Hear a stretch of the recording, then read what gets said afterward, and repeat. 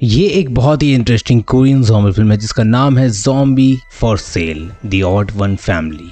इस फिल्म की कहानी एक ऐसे फैमिली के अराउंड घूमती है जो कि ज़ॉम्बी से पैसे कमाने के तरीके ढूंढ लेते हैं।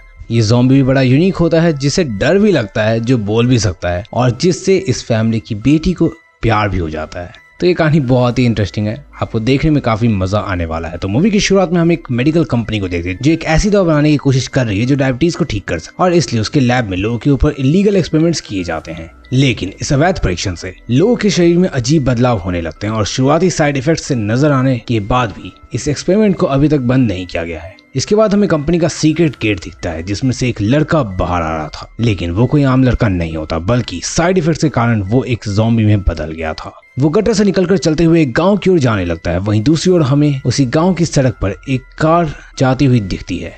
इस गाड़ी से एक कपल जा रहे होते हैं और अचानक से तभी गाड़ी का टायर पंक्चर हो जाता है जिससे वो गाड़ी पुल के किनारे टकरा जाती है। मौसम था बारिश का, लेकिन इसके बावजूद वहां अचानक से एक मैकेनिक खुद उनकी मदद करने के लिए आ जाता है। वो मैकेनिक गाड़ी को टो करके उसी गांव में बने हुए उसकी शॉप में ले जाता है और हमें पता चलता है कि सड़क पर नुकीली चीज खुद उसी मैकेनिक ने रखी थी ताकि उसे कस्टमर मिल सके और सेल बढ़ जाए। अगले दिन सुबह होती है और कपल को वो कार ठीक करके मैकेनिक पर्चा पकड़ा देता है। ये पर्चे में बहुत ज्यादा महंगा बिल आया था, तो कपल पे करने के लिए अपना कार्ड निकालते हैं, लेकिन मैकेनिक के पास कार्ड स्कैन वाली मशीन नहीं थी। तो दोनों मिडिल ग्राउंड पर आने के लिए बात करने लगते हैं। इसी दौरान मैकेनिक की पत्नी और बेटी बाहर आती हैं और उनकी हाथों में धारदार काटने वाला हथियार था और साथ ही वो चेहरे से बड़ी गुस्सैल लग रही थी। ये देखते ही कपल पैनिक होकर जो कैश होता है सब उसे दे देते हैं और वहां से जल्दी से निकल लेते हैं। वापस से अब हमें वही ज़ॉम्बी लड़का दिखता है जो अब गांव के अंदर आ चुका है और भूख लगने पर लोगों को पकड़ने की कोशिश कर रहा था। लेकिन यहाँ हमारा ये ज़ॉम्बी बिल्कुल भी एग्रेसिव और ताकतवर नहीं था, बल्कि बहुत ही कमजोर और आलसी था। ये किसी पर हमला भी नहीं कर रहा था और इसके कमजोर और आलसी होने के कारण बच्चे भी आसानी से इसे चिढ़ा के भाग जा रहे थे। ये इतना कमजोर था कि उनका ये कुछ भी नहीं बिगाड़ पा रहा था। इसी बीच एक कुत्ता ज़ॉम्बी के पीछे लग जाता है और ज़ॉम्बी भी बचने के लिए एक वॉशरूम में छिप जाता है, लेकिन कुत्ता वहां भी बाहर से लगातार उस पर भौंके ही जा रहा था। आवाज सुनकर जुंग के पिता बाहर आते हैं और कुत्ते को दरवाजे की तरफ भौंकता देखकर जब वो चेक करने के लिए वॉशरूम के अंदर जाते हैं तो ज़ॉम्बी उन पर हमला करके उन्हें काट लेता है, जिसके बाद वो वहां से भाग जाता है। फिर हम जुंग की बेटी को अपने घर लौटते हुए देखते हैं, तभी वे अपने सामने उस ज़ॉम्बी को आता हुआ देखती है। वो उसे काटने के लिए उसके पास आ ही रहा था, लेकिन कुत्ता उसके पीछे पड़ जाता है। अब यहाँ तीनों भाग रहे होते हैं, बेटी के पीछे ज़ॉम्बी और उसके पीछे कुत्ता होता है। तभी हम सड़क पर जून के भाई को देखते हैं जो नौकरी के लिए शहर गया हुआ था, लेकिन नौकरी नहीं मिलने की वजह से वो वापस अपने गांव आ चुका है। वो जून की बेटी यानी कि अपनी भतीजी को आता हुआ देखता है और उसे देखते ही वो खुश हो जाता है क्योंकि उसे लगता है कि उसकी भतीजी उससे मिलने के लिए आ रही है। लेकिन उसके पीछे कुत्ते को आता देख वो भी उसके साथ दौड़ने लगता है और उनके पीछे वो ज़ॉम्बी लड़का भी था। तभी जूंग अपने ट्रक के साथ आता है और गलती से ज़ॉम्बी को टक्कर मारकर खेतों में गिरा देता है। ये देखकर वो डर जाते हैं क्योंकि उन्हें लगता है कि वो कोई इंसान था जो ट्रक से टकराकर मारा गया। अगले ही पल ज़ॉम्बी फिर से खड़ा हो जाता है और वो देख सभी हैरान हो जाते हैं। इसी बीच कुत्ता फिर से आता है और एक बार फिर ज़ॉम्बी को वहां से भागना पड़ता है। जूंग और उसका परिवार घर लौट आता है और सब उस इंसिडेंट के बारे में सोचकर बात करने लगते हैं कि इतनी तेज टक्कर के बाद भी आखिर वो आदमी जिंदा कैसे था, और यहाँ तक कि वो दौड़ भी रहा था। कुछ देर बाद जूंग के पिता एम्बुलेंस से घर आते हैं। एक्चुअली वो मरहम पट्टी करवाने के लिए अस्पताल गए हुए थे क्योंकि ज़ॉम्बी ने उन्हें घायल कर दिया था। फिर रात हो जाती है, लेकिन कुत्ता अभी भी लगातार ज़ॉम्बी लड़के के पीछे था। अब ज़ॉम्बी कुत्ते से बचने के लिए जूंग के गैरेज में छिप जाता है। इसी बीच जूंग के पिता अपनी छोटी वैन में आराम कर रहे थे और अपने मन में अपने ड्रीम ट्रिप के बारे में सोच रहे थे। दरअसल वो आइलैंड में छुट्टियां मनाने के लिए जाना चाहते थे, लेकिन पैसे ना होने के कारण वो वहां नहीं जा सकते थे। और अब क्योंकि वो इतने बूढ़े हो गए थे और ना ही उनके पास कोई पैसा कमाने का सोर्स था, तो वो अपना ड्रीम ट्रिप कभी पूरा कर ही नहीं पाए। इसी बीच हम नोटिस करते हैं कि जूंग के डैड का टेम्परेचर बढ़ने लगता है क्योंकि ज़ॉम्बी के काटे जाने का असर अब उसमें होने लग गया था, इसलिए वायरस उसके शरीर में फैल रहा होता है। दूसरी तरफ जूंग की बेटी को लगता है कि गैरेज में कोई है, तो वो अपने दादा के साथ चेक करने के लिए वहां जाती है। तभी ज़ॉम्बी को दादाजी पहचान जाते हैं क्योंकि उसी ने उन्हें सुबह काटा था। वो अपना बदला लेने के लिए उस पर हमला करने लगते हैं। इसी दौरान जूंग की बेटी सभी को इसके बारे में बताती है और अपने साथ उन्हें गैरेज ले जाती है। वो ज़ॉम्बी को देखते हैं और सोचते हैं कि दादाजी ने उसे मार डाला है। वो सोच ही रहे थे, लेकिन फिर ज़ॉम्बी अचानक से जाग जाता है और उसे देखकर सभी डर जाते हैं। वो घबराकर गैरेज से बाहर आते हैं और ज़ॉम्बी को गैरेज के अंदर बंद कर देते हैं। दे वर स्टिल मॉनिटरिंग, लेकिन फिर जूंग का भाई कहता है कि वो ज़ॉम्बी है, इसलिए वो मर नहीं रहा है। इसके बाद वो सभी ट्रेन टू बुसान देखने लगते हैं ताकि वो सब कुछ समझ सके कि यहाँ क्या चल रहा है। अभी जूंग के पिता भी इन्फेक्टेड थे, इसलिए जूंग की पत्नी उन्हें बेहोश कर देती ताकि वो कहीं ज़ॉम्बी ना बन जाए। एंड देन बाद में उनके बेहोश होने पर उन्हें छोटी सी वैन पर बंद ये लोग कर देते हैं। उसी रात जूंग का भाई इंटरनेट पर सर्च करता है कि ज़ॉम्बी से कैसे बचा जाए और उसे मंदबुद्धि बालक की वीडियो दिखती है। इसके बाद वो सभी को बताता है कि ज़ॉम्बीज इंसान के ब्रेन को खाना पसंद करते हैं। और ये सब बात हो ही रही होती है कि तभी जून के पापा आ जाते हैं। उन्हें देखकर जून का भाई उन पर हमला कर देता है क्योंकि वो सोचता है कि अब वो ज़ॉम्बी में बदल गए होंगे, क्योंकि अक्सर ज़ॉम्बी फिल्मों में ऐसा ही होता है। लेकिन जून देखता है कि उसके पिता ज़ॉम्बी में नहीं बदले थे और वो बिल्कुल ही ठीक थे।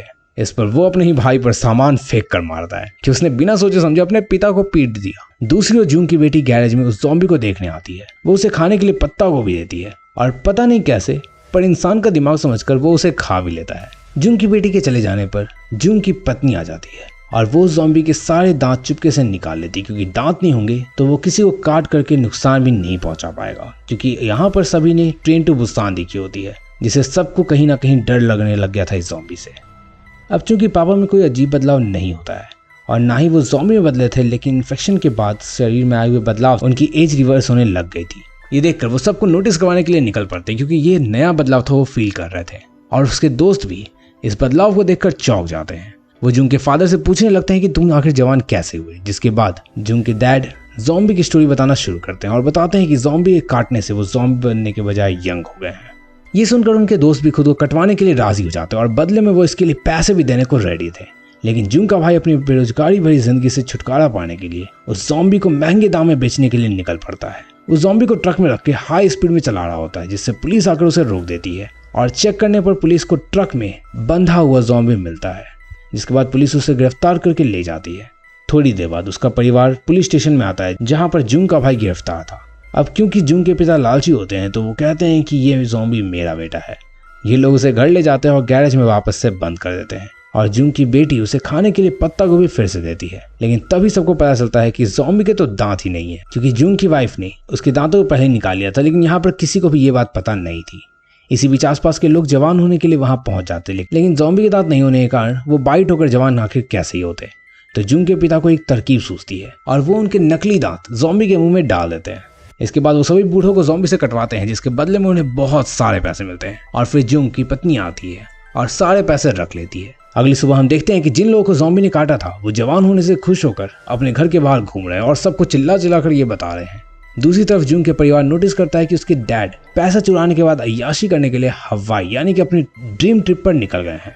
वहीं जब बाकी बूढ़े गांव वालों को इस ज़ॉम्बी से कटवाकर जवान होने वाली बात का पता चलता है तो वो भी एक एक करके खुद को कटवाने के लिए यहाँ आने लगते हैं। काफी समय बीत जाने के बाद उस ज़ॉम्बी से जून का परिवार खूब पैसा कमाते हैं। लेकिन ये सब देखकर जून की बेटी को बुरा लग रहा था, क्योंकि उसे ज़ॉम्बी पसंद होता है। वहीं उसे पता चलता है कि उसका परिवार कितना लालची है, इसलिए वो ज़ॉम्बी को एक दिन के लिए जंगल में ले जाती है और कहती है कि वो इस गांव से कहीं दूर चले जाए, वही उस ज़ॉम्बी के लिए अच्छा होगा। अब भले ही वो एक ज़ॉम्बी था, लेकिन उसे एहसास होता है कि ये लड़की मेरी परवाह करती है और वो भी उसे बेहद पसंद करने लगता है। वो कहता है कि मैं नहीं जाऊंगा और मैं तुम्हारे साथ ही रहूंगा। यार देखो, ये कॉमेडी फिल्म है इसलिए ऐसा कुछ हो रहा है, पर रियलिटी में ज़ॉम्बी वायरस जब फैलेगा तो खतरनाक ही रहेगा। इसके बाद एक शादी का सीन दिखता है, जहां सभी बूढ़े जिन्होंने ज़ॉम्बी से कटवाया था वो ज़ॉम्बी बन चुके थे और इससे वहां चारों तरफ अफरा तफरी का माहौल था, क्योंकि उन्हें जो भी मिला था वो उन सभी को काट रहे थे। जून का परिवार ये देख डर जाता है और बचने के लिए अपने घर में छिप जाता है और सामने से लड़ने की तैयारी भी शुरू कर देता है। दूसरी तरफ जून का भाई ज़ॉम्बी को बेचने के लिए स्टेशन पर लाया हुआ है, लेकिन यहाँ पर पहले से ढेर सारे ज़ॉम्बी पहुंचकर तबाही फैला रहे थे। उनसे बचने के लिए जून का भाई भी ज़ॉम्बी को वहीं छोड़ते हुए कार में निकल जाता है। ज़ॉम्बी अब जून के घर के अंदर चले जाते हैं, तो फिर वो लोग बचने के लिए अपने घर से बाहर निकलते हैं और वैन में छिप जाते हैं। इसी बीच जून का भाई आता है, क्योंकि वो कार में था और अपनी बंदूक फायर करके ज़ॉम्बीज़ का ध्यान कार की ओर मोड़ देता है और मौका पाकर वो अपने परिवार के पास आ जाता है। यहाँ पर जून की पत्नी प्रेग्नेंट थी, इसलिए उसकी हालत और भी ज़्यादा खराब हो जाती है। ऑब्वियसली जल्दी उसे हॉस्पिटल जाना होगा, इसलिए जून और उसका भाई वैन से बाहर निकलकर ज़ॉम्बी का नाटक करने लगते हैं। वो चलते हुए ट्रक तक पहुंच जाते हैं, लेकिन उसके पास चाबी नहीं होती, क्योंकि वो घर के अंदर थी।